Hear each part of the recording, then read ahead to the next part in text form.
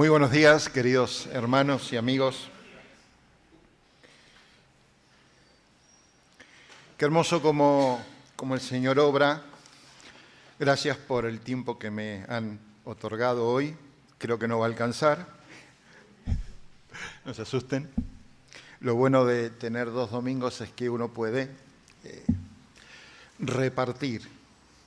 Lo maravilloso que el Señor es cuando trabaja en nuestras vidas. Hoy empezamos en la mañana, en la reunión de adoración, recordándole y el tema central en las oraciones, en los himnos y en la meditación de la palabra era precisamente el tema de su gracia. Y recién cantábamos esa canción tan hermosa que ya la sabemos de memoria, ¿no? Gracia sublime es, perfecto es tu amor. Y la canción describe lo que venimos a anunciar, lo que venimos a predicar en este Evangelio, que es precisamente que el Señor Jesucristo tomó la cruz por nosotros, que ocupó nuestro lugar, que pagó la pena que correspondía a cada uno de nosotros por nuestra transgresión, nuestra rebeldía y nuestro pecado. Y el coro de la canción termina: Jesús, te adoro por lo que hiciste en mí. Y yo pensaba que en nuestra vida siempre alguien va a querer hacer algo. Y nosotros tomamos decisiones. Y tenemos que entender que hay 2 formas de actuar en nuestra vida. O actuamos a la manera del hombre o actuamos a la manera de Dios. Y ese podría ser sintéticamente el título para el video, si es que lo graban, a la manera del hombre o a la manera de Dios. La introducción va a ser larga, ya les advierto. Hace 3 domingos atrás alguien compartió con nosotros desde este lugar una porción en la palabra de Dios donde se nos habló de un personaje de la Escritura. A ver, ¿quién me sabe decir de qué personaje hemos hablado hace 3 domingos atrás? David, muy bien. Gabriel compartió con nosotros la historia de David. Quiero que compartamos una lectura introductoria. Salmo 85.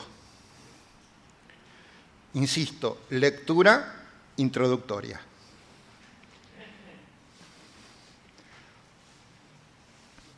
Fuiste propicio a tu tierra, oh Jehová. Volviste la cautividad de Jacob. Perdonaste la iniquidad de tu pueblo. Todos los pecados de ellos cubriste.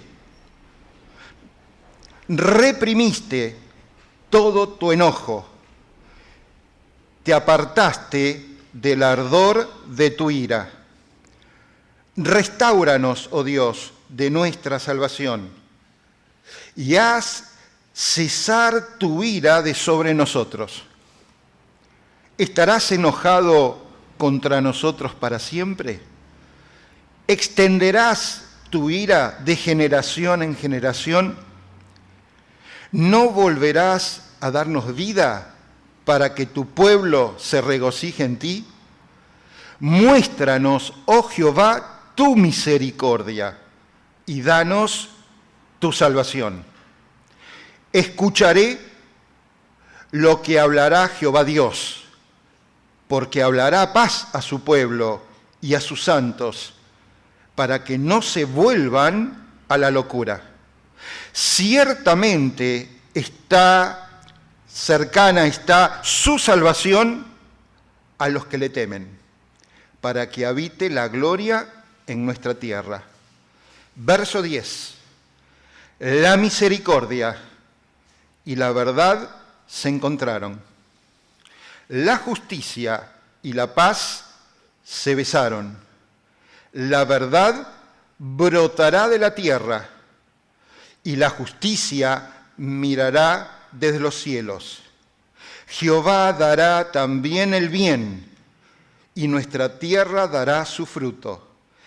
La justicia irá delante de él, y sus pasos nos pondrá por camino. Lectura relativamente corta y es introductoria. ¿Por qué digo introductoria? Cuando uno piensa en este salmo, tal vez está tentado a decir, es un salmo de David. En realidad no es un salmo de David. No todos los salmos fueron escritos por David. De hecho, el salmo que Gabriel hoy compartió en la lectura, su autor es anónimo. Pero aún en el anonimato, es una poesía que fue entregado al músico principal, es decir, aquel que estaba a cargo de la adoración y de la alabanza, para poder guiar a todo el pueblo a la consideración de la persona, del carácter y de lo maravilloso que es Dios. El Salmo 85 no es un salmo de David. Siempre que estudiamos la Escritura es muy útil entender, para ubicarnos en contexto, quién lo escribió. Se atribuye a los hijos de Coré. Se atribuye a los descendientes de esta persona, que si uno va a Números capítulo 16, se va a enterar de que había una familia muy especial que se rebeló contra Dios. Y su castigo fue la muerte. Pero en la misericordia de Dios, Dios preservó un remanente fiel de esa familia. Y sus descendientes, pertenecientes a la tribu de Leví, tuvieron la gran misión otorgada por Dios mismo de ser los que conducían la adoración y la alabanza. Los hijos de Coré estaban a cargo de los instrumentos, estaban a cargo de las canciones, estaban a cargo del coro.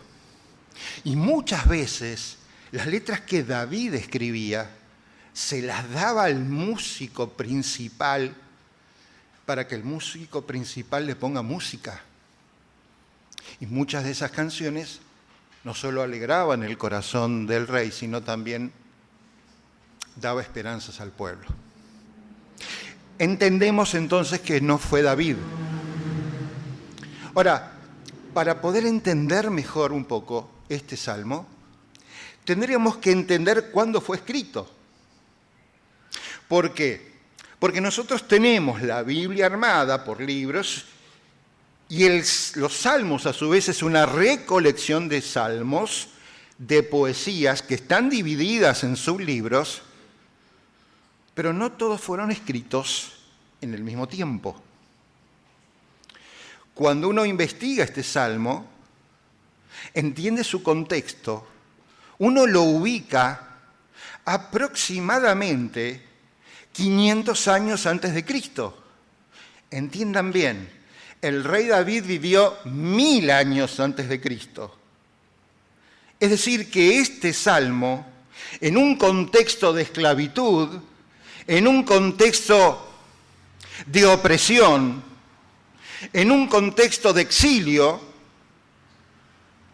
compatible con el profeta Ageo, con el profeta Zacarías, compatible con personajes de las Escrituras como Esther, como Esdras, como Nehemías, para que nos ubiquemos en el contexto, están sufriendo las consecuencias de algo que pasó muchos siglos atrás.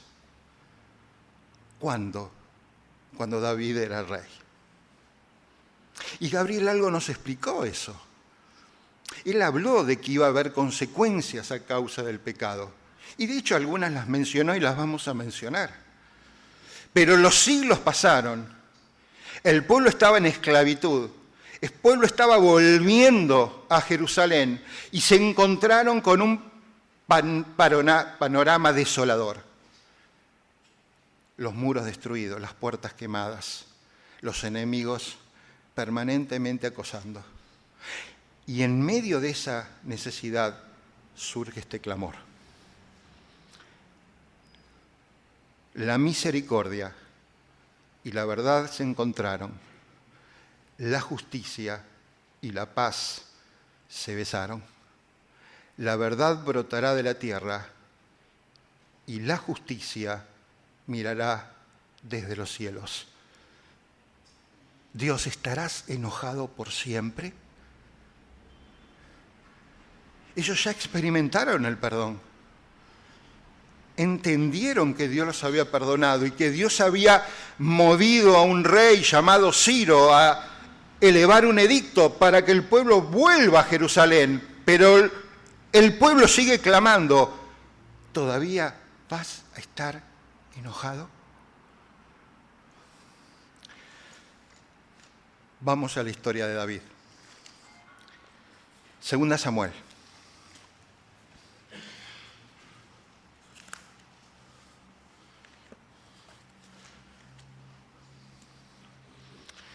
El pasaje que vamos, con la ayuda del Señor, a considerar hoy es 2 Samuel capítulo 14. Ahí donde nos dejó Gabriel. Ahí. Vamos a dividir el mensaje en dos partes. Si el Señor lo permite, el próximo domingo trataremos de encontrar una lección espiritual para la iglesia. Hoy, además de encontrar una lección espiritual para la iglesia, trataremos de entender que hay una manera de hacer las cosas como el hombre quiere y hay una manera muy distinta que es hacer las cosas como Dios quiere. Para entender el capítulo 14, tendríamos que ir a lo que pasó antes, a lo que desencadenó la historia que vamos a leer muy rápidamente.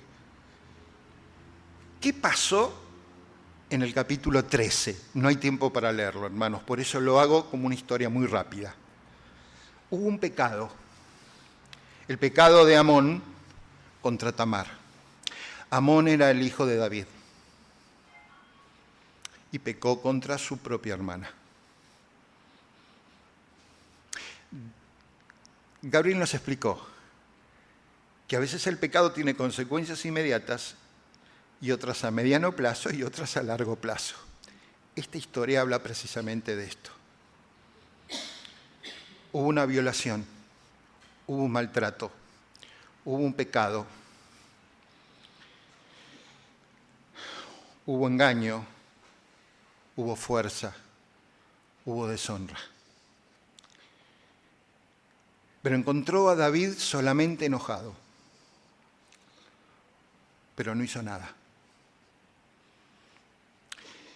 Y el otro hijo de David, Absalón, hizo mano por justicia propia. Les estoy contando todo lo que provoca la situación que vamos a compartir. Absalón por mucho tiempo guardó silencio, pero después se vengó. Eso lo vemos en el capítulo 13 del versículo 23 en adelante. Los demás hijos huyeron, porque a veces la venganza se extendía al resto de la familia.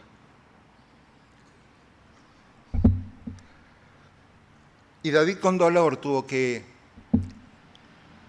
exiliar a Absalón. Lo expulsó, lo alejó. Pero Absalón era muy amado por el rey David. Era muy querido. Y en su corazón, David tenía dolor. Él entendía que él no había cometido el pecado, pero entendió que no actuó correctamente. Y lo expulsó, pero lo dejó ahí. Muchas veces esa es la manera en que el hombre actúa. Ya vamos a ver que Dios no actúa de esa manera. El corazón de David estaba roto por el dolor. Y aquellos que estaban a su lado se daban cuenta de la situación.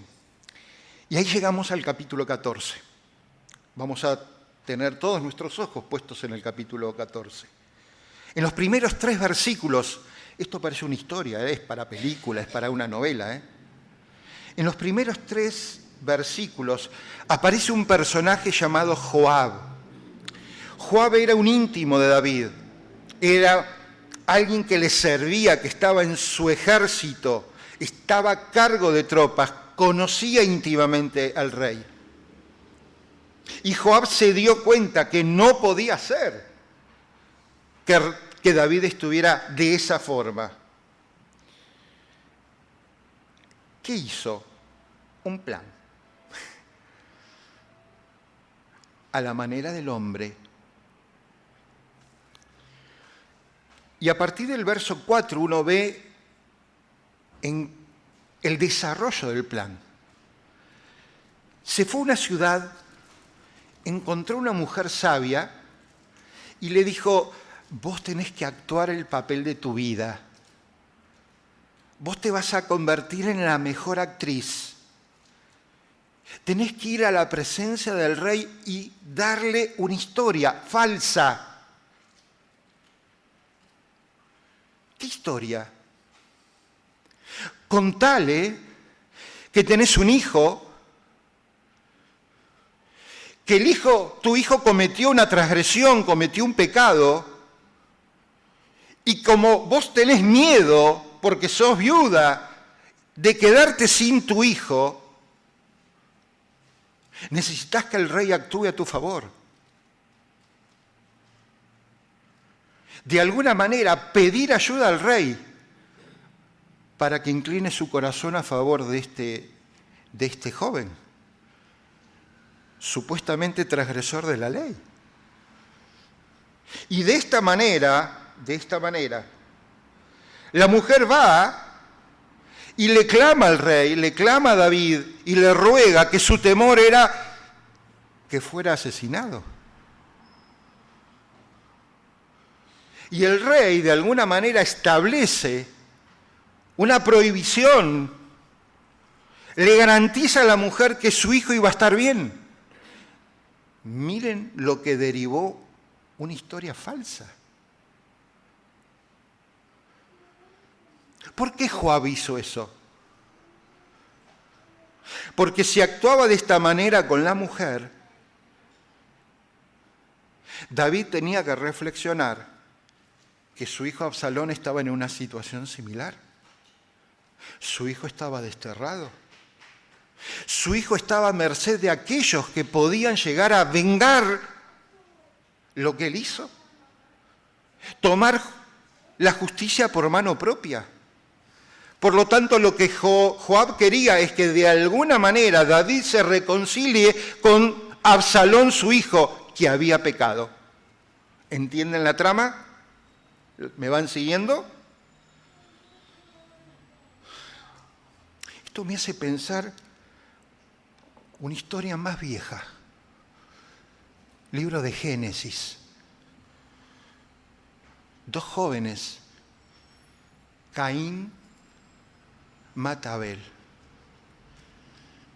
¿Qué le pasó a Caín? Fue expulsado.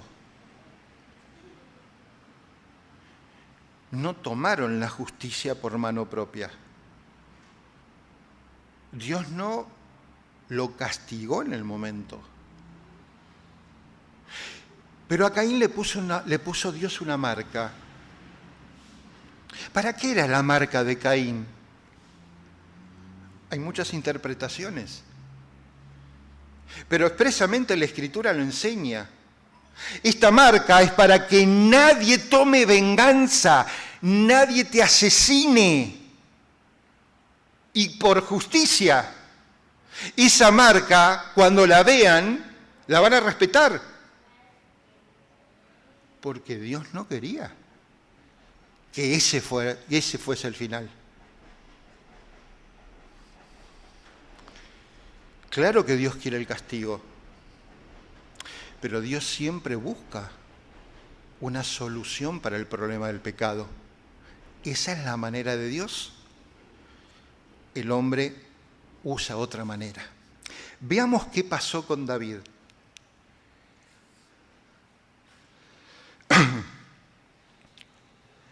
Cuando uno va al versículo 21 al 24, dice, David dijo a Joab, haz volver al joven Absalón. Y Joab se inclinó y agradeció al rey. Y luego trajo a Absalón a Jerusalén. Pero miren el verso 24, por favor. Pero el rey ordenó, vuelva a su casa y no vea mi rostro.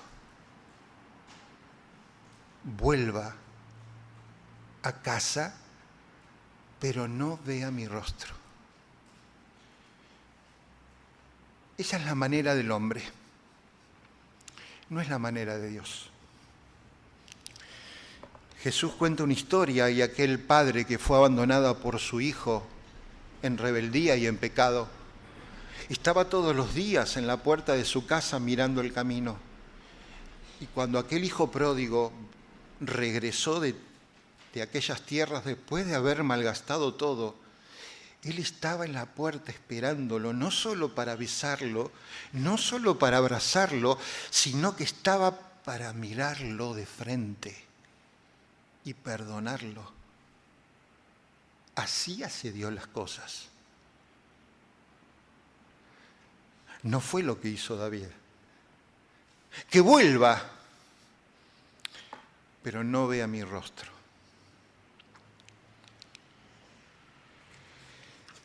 Esa situación duró años, no hay tiempo para estudiarlo. Y Absalón se cansó. Y a partir del verso 25 del capítulo 14, queridos hermanos, se empieza a describir las características de Absalón.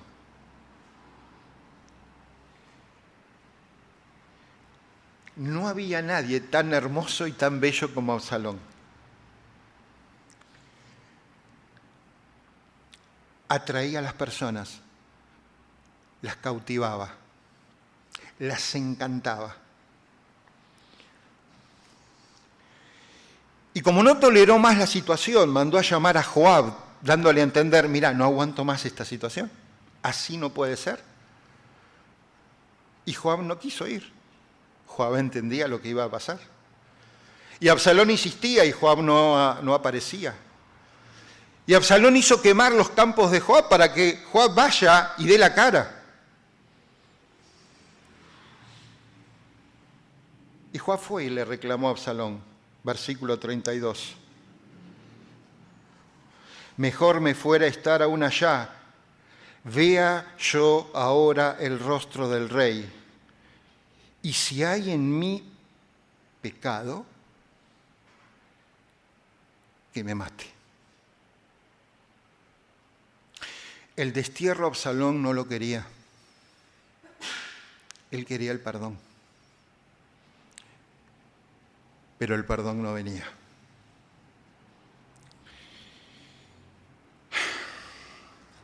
Es una triste historia, pero nos muestra la realidad de lo que hoy estamos viviendo nosotros en este tiempo que nos toca vivir. Joab muestra la astucia del mundo. Busca resolver las tensiones de una manera distinta como Dios quiere y lo enseña en su palabra. Joab representa la astucia de la política, la astucia de la religión. No importa el cómo, lo importante es que esté cerca. Lo importante es aplacar un poco el dolor del corazón. Lo que importa es aplacar un poco la ansiedad.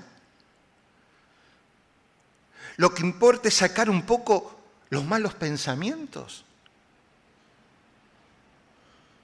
Ese es el estilo de Joab.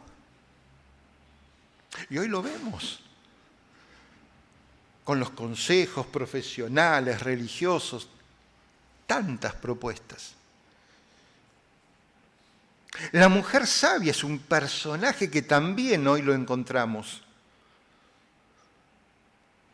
Son esas historias que pretenden abrir el corazón y emocionarlo sentimentalmente. ¿Por qué? Porque es una manera de manipular la verdad.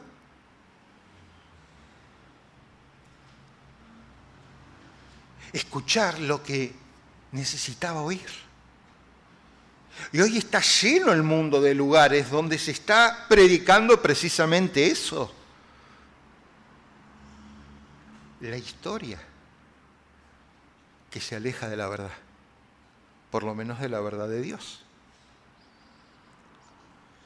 Y Absalón, otro personaje que también representa la realidad de lo que encontramos en estos días. Porque representa el pecado que no ha sido tratado correctamente. Que el pecado no ha sido juzgado. Que el pecado no haya sido confrontado con la ley.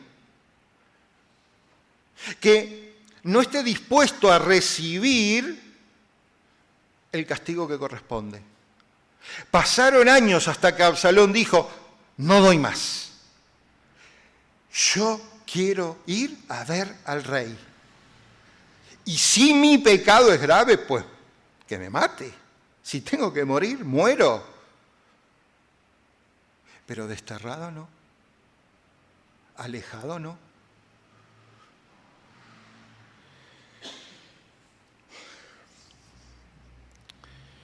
¿Por qué digo que esto representa un poco lo que hoy se ve?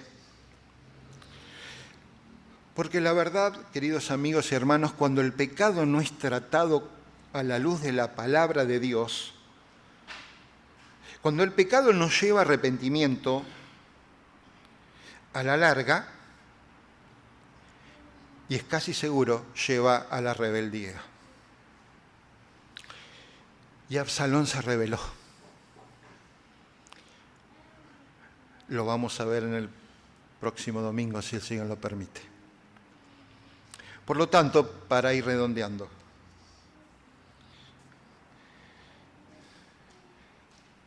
¿cómo defino a David en esta historia? Con una misericordia parcial. Hasta ahí. Buscó acercamiento, pero a la vez distancia. Permite el regreso, pero lo quiere lejos.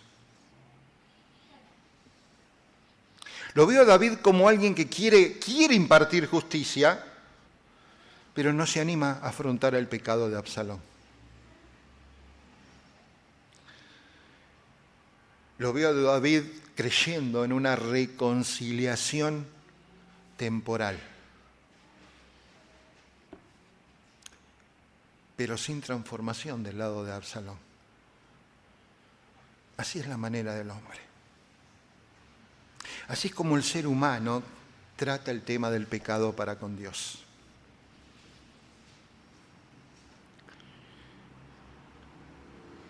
Jesús pagó el precio. Jesús ocupó el lugar que me correspondía a mí por mi condena.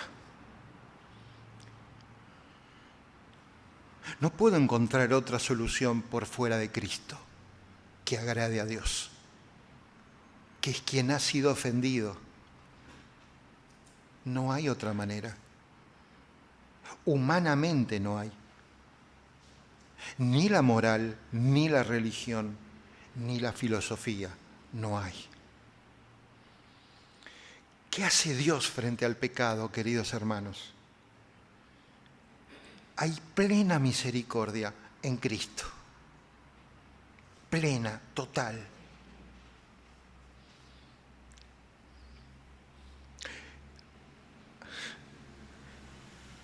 Aquellos que nos sentíamos desterrados, hermanos,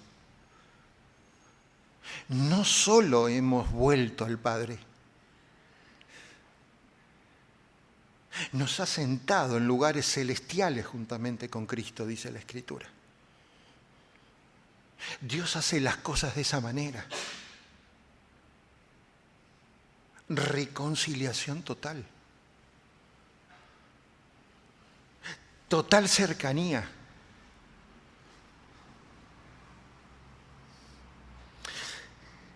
Me ha dado de su Santo Espíritu. Me ha llenado con Él. Yo estoy en Cristo y Cristo está en mí. Plena comunión. Tengo libertad para acercarme a su presencia confiadamente y tranquilamente, sin miedo a la ira y al enojo como resultado de mi pecado. Pero mi pecado no lo oculté, lo confesé. Y no solo lo confesé, me arrepentí. Y me pongo en las manos del Señor para que Él ayude cada día a vencer esto que nos toca, batallar, que no solo es la carne, también es la influencia del enemigo y del mundo. La justicia de Dios es perfecta porque Él no ignora el pecado. Lo castigó en la cruz. El Señor llevó mi pecado y fue clavado en esa cruz. No lo tapó, no lo minimizó. Me dio su ley, me dio su palabra. No para que me sienta mal solamente por no poder cumplirla, sino para entender que por mi propio mérito no puedo alcanzar la paz con Dios. Y toda la palabra de Dios, desde Génesis, pasando por el Salmo y por supuesto por la historia de David, apunta a Cristo, porque es la solución de Dios para el problema del pecado. Qué triste que David haya dicho que vuelva a casa y no vea mi rostro. Cuando leí eso, y hermanos, la palabra de Dios es viva, y a veces leemos de personajes y tal vez algunos que tenemos muchos años ya lo hemos escuchado tantas veces, pero a veces vuelve a nosotros algún personaje y el Señor refresca cosas. Nos hace volver a leer pasajes que ya estaban tal vez en el olvido y nos va enseñando cosas nuevas que podemos aplicar a nuestra vida y por supuesto a nuestra congregación. ¿Cuál es el tema central del mensaje? La manera del hombre es distinta a la manera de Dios. Dios ha provisto un medio. Solamente Jesucristo, en Él hay salvación. Cree en el Señor Jesucristo, dice Hechos de los Apóstoles, y serás salvo. Y hay una promesa que se extiende. No es que es automática, pero cuando la vida de un cristiano es realmente luz y sal en la tierra, hasta nuestras familias pueden ser salvas. Por pura gracia. No porque ellos se lo merezcan, no porque yo me lo merezca, sino es por pura gracia. Qué triste es leer la historia completa y no hubo tiempo para leerla. David besando a Absalón, pero sin tratar el tema de su pecado, sin confrontarlo con ese homicidio, sin confrontarlo con la venganza que tomó por mano propia. Es triste. Yo voy a la palabra y me encuentro con un Dios que tiene derecho para estar enojado, que tiene derecho para estar molesto, que no le gusta el pecado de mi vida. Sin embargo, leo que mandó a su Hijo para morir por mí y morir en mi lugar. Y que si bien todavía me tiene aquí en la tierra, un día voy a estar disfrutando de la mesa en su presencia. Qué maravilloso el Dios que tenemos. Para ir terminando, porque el tiempo avanzó.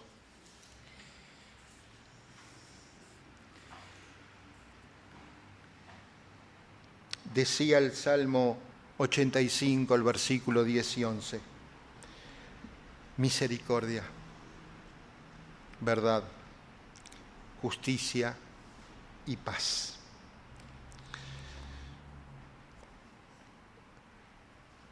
Desconfiemos siempre de la misericordia humana. Si la misericordia humana no tiene verdad, repito, si la misericordia humana no tiene verdad, es injusticia.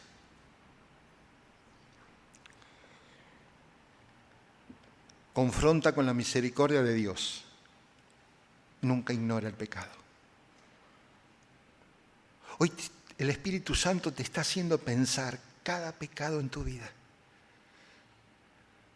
Y solo tú sabes si esos pecados ya han sido clavados juntamente con Cristo en la cruz. Él quiere ser misericordioso. Solamente en Cristo pasaron los siglos.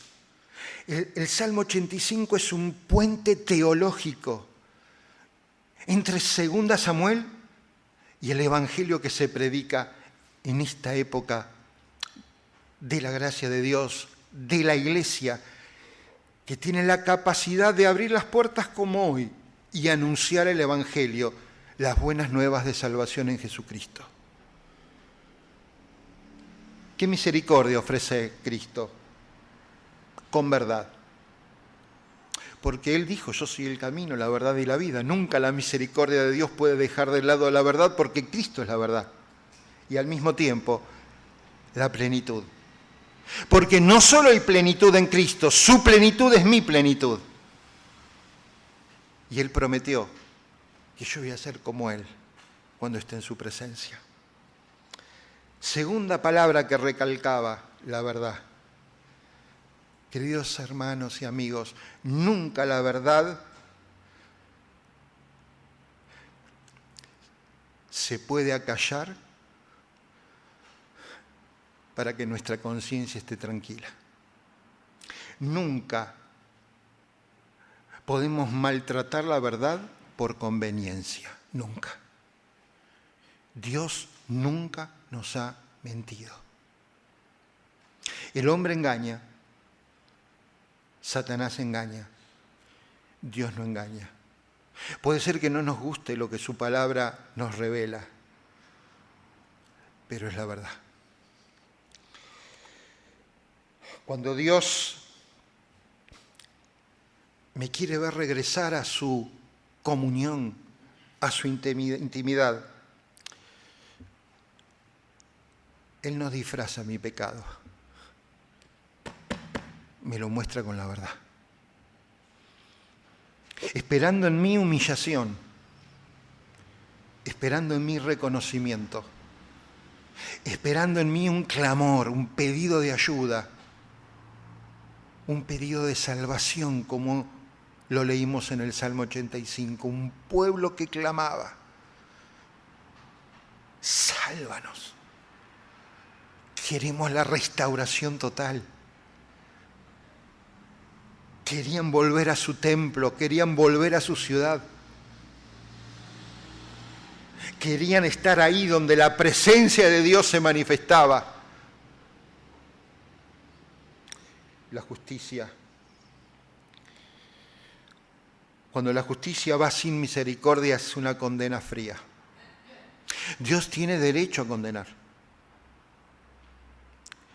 a todo aquel que no acepta su regalo. El Señor lo enseñó y esta es la condenación. Que la luz vino, pero amaron más las tinieblas que la luz.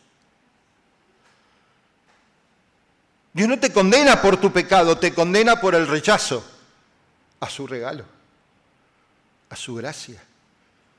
a su misericordia, a su favor, a su perdón.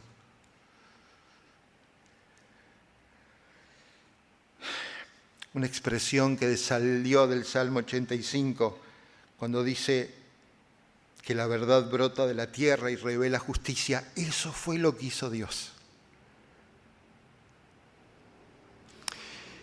Estando el Consejo Celestial, mirando la realidad de lo que iba a pasar con la raza humana, el Señor se ofreció. El Hijo de Dios, envíame a mí. Tomó forma humana y de la tierra salió la verdad. Se hizo hombre, habitó entre nosotros, para que le veamos, para que le escuchemos, para que aprendamos de él, para que le creamos. Dejó la gloria de los cielos y se hizo hombre. Y siendo hombre se hizo siervo, y siendo siervo murió en la cruz. Si eso no es justicia de Dios, una justicia que estaba en la vida de Jesucristo porque en Él no había pecado y que ahora me la regala a mí por pura gracia. Y Dios me ve como justo a través de Jesucristo. ¿Cómo no voy a decir que la misericordia y la verdad se abrazaron? Si Él me permite abrazar a Jesucristo por la fe. Y entender que solamente puedo tener paz. El cuarto componente, paz. David creyó que con lo que hizo estaba en paz. Pasaron los años y Absalón hizo una gran rebelión.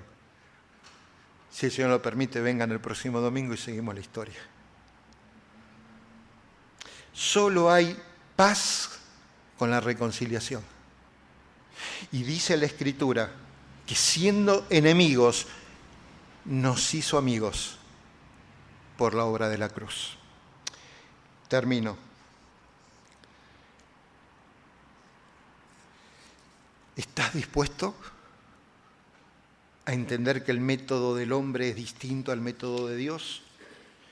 No sé qué método has usado hasta el presente, no lo sé. Pero no me queda ninguna duda, si no es con el método de Dios, te espera una condenación eterna.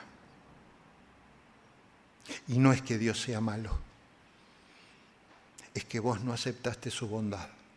¿Oramos? Padre eterno, te damos gracias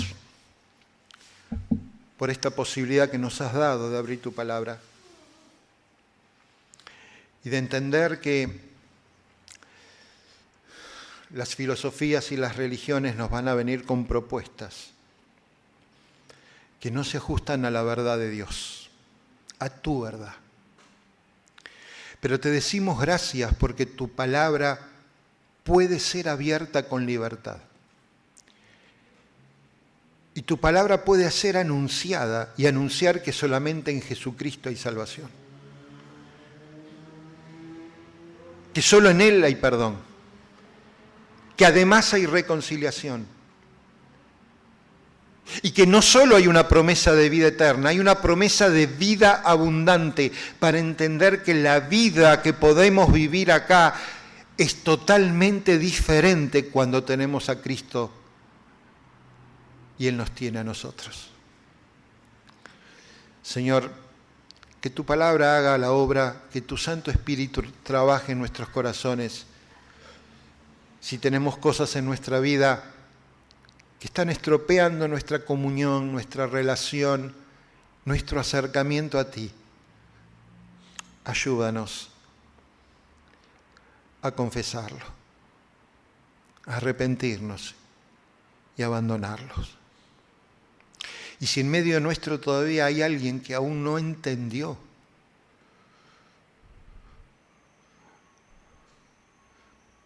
te pedimos que tú trabajes en esos corazones y en esas mentes. Y que tú los lleves a tu palabra para que puedan encontrar en tu misma palabra la verdad, que trae justicia, que trae misericordia, que trae la paz, porque es lo único que necesitamos. Te decimos gracias y rogamos que nos despidas con tu cuidado al regresar a nuestros hogares. En el nombre del Señor Jesucristo oramos. Amén.